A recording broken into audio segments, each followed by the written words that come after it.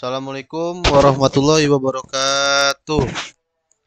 Eh, saya ingin mempresentasikan tentang membaca pemahaman kreatif. Yang terhormat kepada Bapak dosen pengajar, yaitu Pak Nur Irwansyah MPD. Di sini saya ingin menjelaskan tentang membaca pemahaman kreatif. Saya Nanang Rohadi dengan NPM 20222 1500252. Eh, saya akan membaca tentang pendahuluan. Eh, pendahuluan yang pertama yaitu adalah pengertian membaca kreatif. Pengertian membaca kreatif yaitu proses membaca untuk mendapatkan nilai tambahan dari pengetahuan yang terdapat dalam bacaan dengan cara mengidentifikasikan ide-ide yang menonjolkan atau mengombinasikan pengetahuan yang sebelumnya pernah didapatkan. Dalam hal ini, setelah seorang pembaca menyelesaikan bacaannya, ia tentu saja memiliki daya inisiatif dan kreatif untuk mengembangkan pemahaman membacanya dengan menghasilkan ide baru yang inovatif. Istilah kreatif berarti tindak lanjut setelah seseorang melakukan kegiatan membacanya. Jika seseorang membaca lalu berhenti pada saat setelah ia menutup bukunya, maka dirinya tidak dikatakan sebagai pembaca kreatif. Nur Hadi 2004. Dalam membaca kreatif, membaca di, eh, pemba- pembaca dituntut mencermati ide-ide yang dikemukakan penulis, kemudian membanding-bandingkan proses lebih penting dari kegiatan membaca kreatif itu. Tidak sekedar menangkap makna dan maksud bahan bacaan, tetapi juga menerapkan makna dan maksud bahan bacaan. Kualitas hidup pembaca tidak akan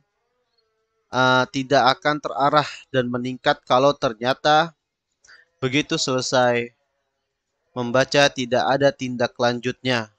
Berarti ia bukan pembaca kreatif. Dalam hal ini, dalam diri seseorang, pembaca kreatif secara otomatis akan tampak sejumlah kemajuan baik dalam hal kognitif, afektif, maupun psikomotorik.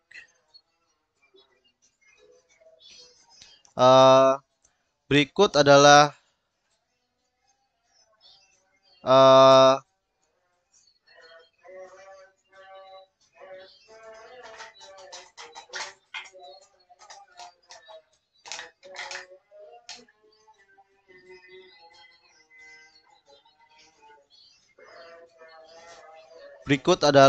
materi-materi membaca kreatif. Yang pertama itu adalah ciri-ciri membaca kreatif. Sebentar ya kawan-kawan ya. Maksudnya itu di sini saya dalam 4 materi tentang membaca kreatif. Yang pertama itu adalah ciri-ciri membaca kreatif. Menurut Nur Hadi, sebagai seorang pembaca kreatif harus dapat memenuhi kriteria-kriteria. Yang pertama, kegiatan membaca tidak berhenti sampai pada saat menutup buku. Mampu menutup buku. Yang kedua, mampu menerapkan hasilnya untuk kepentingan hidup sehari-hari.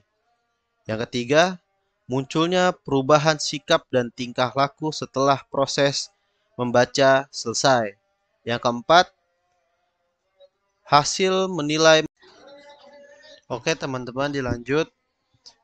Nomor 3, itulah munculnya perubahan sikap dan tingkah laku setelah proses membaca selesai. Yang keempat, hasil menilai membaca secara kritis dan kreatif bahan-bahan baca. Yang kelima, mampu menilai membaca secara kritis dan kreatif bahan-bahan baca. Yang keenam, mampu memecahkan masalah kehidupan sehari-hari berdasarkan hasil yang dibaca. Jadi, inilah ciri-ciri dari membaca kreatif ya, kawan-kawan. Yang berikutnya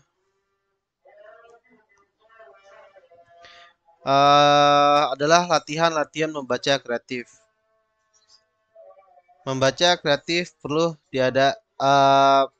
diadakan latihan serangkaian keterampilan berbagai latihan tersebut ialah yang pertama, keterampilan mengikuti petunjuk dalam bacaan kemudian menerapkannya. Yang kedua, keterampilan membuat resensi buku. Yang ketiga, keterampilan memecahkan masalah sehari-hari melalui teori yang disajikan dalam buku. Yang keempat, keterampilan mengubah buku cerita, prosa, yaitulah cerpen dan novel, menjadi bentuk naskah, drama, atau sandiwara. Yang kelima, keterampilan mengubah buku cerita prosa. Yang keenam, keterampilan mementaskan naskah drama yang telah dibaca.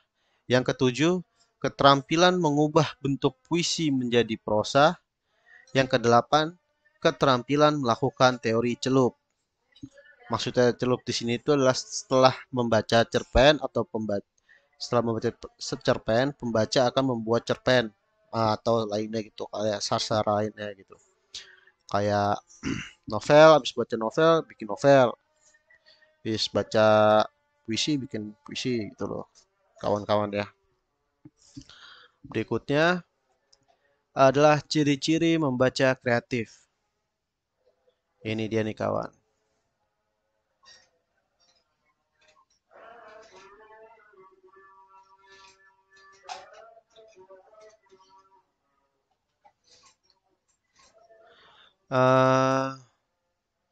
Ciri-ciri membaca kreatif menurut Nur Hadi sebagai seorang pembaca kreatif harus dapat memenuhi kriterianya. Yang pertama, kegiatan membaca tidak berhenti sampai pada saat menutup buku. Yang kedua, mampu menerapkan hasilnya untuk kepentingan hidup sehari-hari. Yang ketiga, munculnya perubahan sikap dan tingkah laku setelah proses membaca selesai. Yang keempat, hasil menilai membaca secara kritis dan kreatif bahan-bahan baca. Yang kelima, mampu menilai membaca secara kritis dan kreatif bahan-bahan bacanya. Kayaknya ini kebalik ya kawan-kawan.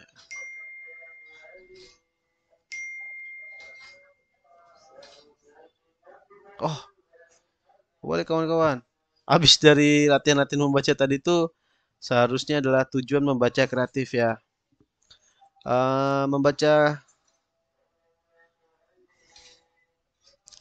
Tujuan membaca kreatif itu ada 6 ya kawan-kawan ya. Yang pertama itu adalah dramatis. Nah, menurut dramatis itu pada tahap pertama, para siswa dilatih memberi ekspresi dramatik terhadap para tokoh serta ide-ide yang telah mereka temui dalam bacaan mereka. Keterampilan ini selanjutnya dikembangkan pada tahap kedua. Pada tahap berikutnya, para siswa diberi kesempatan untuk mempergunakan ironi, parodi, humor, dan aneka bentuk drama lainnya untuk mentransformasikan isi penggalan-penggalan sastra ke dalam berbagai macam ekspresi dalam hati dan sudut pandang. Yang kedua, interpretasi lisan atau musik.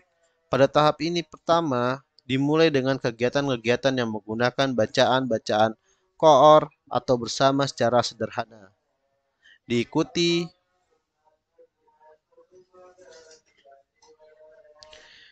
oleh musik yang serasi dengan bacaan itu sebagai sarana pembantu dalam menginterpretasikan sastra. Pada tahap kedua, oke kawan-kawan, Berikutnya adalah eh, narasi pribadi. Kegiatan ini terutama sekali berhubungan dengan pengisian cerita atau storytelling. Pada tahap pertama, para siswa diberi kesempatan untuk menciptakan dan menghubungkan cerita-cerita berdasarkan alur gagasan, ide, peristiwa, atau tokoh-tokoh dari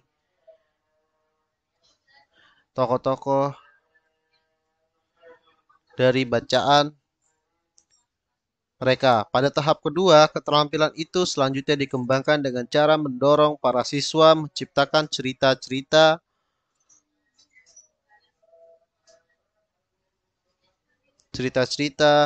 lalu menghubungkannya setelah mengadakan perubahan. Di sini ini yang kita bisa jelaskan, narasi narasi pribadi ini adalah salah satu bentuk karya sastra yang berbentuk eh, fiksi. Fiksi itu dibagi menjadi 5. Yang pertama itu novel, istilah kita roman dari bahasa Belanda. Novelette, istilah kita novel dari bahasa Belanda. Novelette yang ada gilirannya berasal dari bahasa Prancis, novelle yang berarti hal yang baru. Habis itu yang kedua itu adalah, berikutnya adalah short story, cerita pendek. Berikutnya adalah short story, dapat kita namakan cerita singkat. Habis itu adalah VGT. VGT itu adalah gambaran kecil untuk hiasan yang dalam bentuk mulanya berupa cabang-cabang pohon anggur. Maksudnya itu jadi VGT itu adalah cabangan dari novel itu sendiri gitu loh. Tapi uh, ini nih dibagi 3 tingkatan lagi. Ya pertama itu adalah novel, novelet, dan cerita pendek atau cerpen. Berikutnya adalah ekspresi tulis. Ekspresi tulis itulah kegiatan yang yang untuk mengekspresikan para siswa diri mereka dalam karya tulis. Pada tahap pertama, para siswa dilatih untuk mempraktekkan ekspresi kreatif. Ekspresi kreatif uh, dengan cara menuliskan kembali cerita-cerita yang sudah dia baca gitu loh, kawan-kawan. Kemudian dia itu untuk menirukannya lagi. Dan yang ketiga itu adalah untuk membuat lagi cerita-cerita pendek itu menjadi gambar yang menarik. Gitu loh. Berikutnya adalah ekspresi visual. Ekspresi visual itu adalah para siswa untuk menciptakan suatu karya atau produk visual seperti suatu gambar atau model tanah liat. Seperti kayak lukisan, tanah liat, atau bentuk-bentuk seperti karya sastra, atau jatuh disebut juga adalah karya seni. Gitu loh. Dan berikutnya adalah aneka tujuan. Aneka tujuan ini berusaha untuk menggait sekolah-sekolah atau tingkatan paling dasar untuk para siswa gitu loh, kawan-kawan. Yang pertama itulah tingkatan A sampai C, kelas 1 dan kelas 2 sekolah dasar. Yang pertama itu mendramatiskan tokoh-tokohnya, memberi interpretasi dan interpretasi lisan atau musik, mengisahkan atau menuturkan cerita-cerita berdasarkan tokoh-tokohnya gitu loh. Yang keempat itulah menulis kembali. Dan yang kelima itulah menciptakan gambaran visual dari adegan atau drama anak kelas 1 atau kelas 2 SD gitu. Berikutnya adalah tingkatan kedua itu adalah D sampai E, kelas 3 sampai kelas 4 dasar. Nah, di sini nih jadi para siswa itu dipaksa untuk mendramatiskan suatu karya sastra yang sudah ia baca gitu loh. Dan menyajikan interpretasi lisan dan menciptakan cerita asli mengenai pengalaman. Misalnya uh, habis liburan sekolah ini harus kemana gitu. Habis dari mana itu akan ditulis kembali gitu. Seperti itu. Dan yang ketiga itu adalah F dan G, itu kelas 5 dan kelas 6 SD gitu, sekolah dasar gitu. Mengubah mode suasana hati atau sudut pandang sastra melalui interpretasi lisan atau musik. Menciptakan cerita dengan cara mentransformasikan atau mengubah mode suasana hati dan sudut pandang karya sastra yang dibacanya. Menulis kembali sepenggal karya sastra dengan mengubah mode susunan hari atau sudut pandang seperlunya. Menciptakan gambaran-gambarannya. Oke, yang berikutnya ya kawan-kawan adalah manfaat membaca kreatif. Pada dasarnya seorang pembaca dituntut untuk mampu membaca kreatif. Membaca pada tingkat sebelumnya, dalam hal ini, si pembaca yang mampu memahami isi bacaan secara literal, interpretatif, dan kritis, maka barulah ia dapat masuk ke dalam membaca kreatif. Di sini seorang pembaca kreatif tidak akan berhenti melakukan aktivitas setelah membaca. Ia tidak merta mengakhiri kegiatan membacanya, melainkan ia akan melakukan eksperimen terhadap apa yang dibacanya. Intinya orang yang membaca kreatif, ia tidak tinggal diam setelah selesai membaca. Ia akan kreatif melakukan berbagai tindakan atas hasil membacanya, baik secara lisan, tulisan, maupun perbuatan. Jadi kalau emang sudah dari dasarnya kita mempunyai jiwa membaca kreatif, setelah kita selesai membaca karya sastra seperti novel, meskipun koran seperti itu atau cerita pendek, cerita singkat seperti itu, kita akan bisa mengembangkan. Oh, ini ceritanya ini bisa kita ubah apa enggak ya? Ah, ini benar atau tidak ya? Ah, menurut saya kata-kata yang pas itu adalah seperti ini gitu. Seperti itu ya kawan-kawan. Oke, dan ini adalah bagian dari terakhir dari presentasi saya. Itu adalah kesimpulan tentang saya sendiri. Seperti yang telah disampaikan pada penjelasan makalah ini, cara membaca kreatif dapat kita kembangkan dan diterapkan dalam kehidupan sehari-hari. Karena dalam membaca kreatif dapat bisa mengolah kata dan mengembangkan menjadi karya sastra lainnya, sekaligus dapat membuat pola kebiasaan membaca agar dapat bisa mengembangkan menjadi lebih kreatif, interpretatif, dan kritis terhadap karya sastra. Tidak rugi kok kita rajin membaca gitu. Karena jendela wawasan itu adalah dengan cara membaca. Seperti itu ya, kawan-kawan. Sekian dari saya. Wassalamualaikum warahmatullahi wabarakatuh.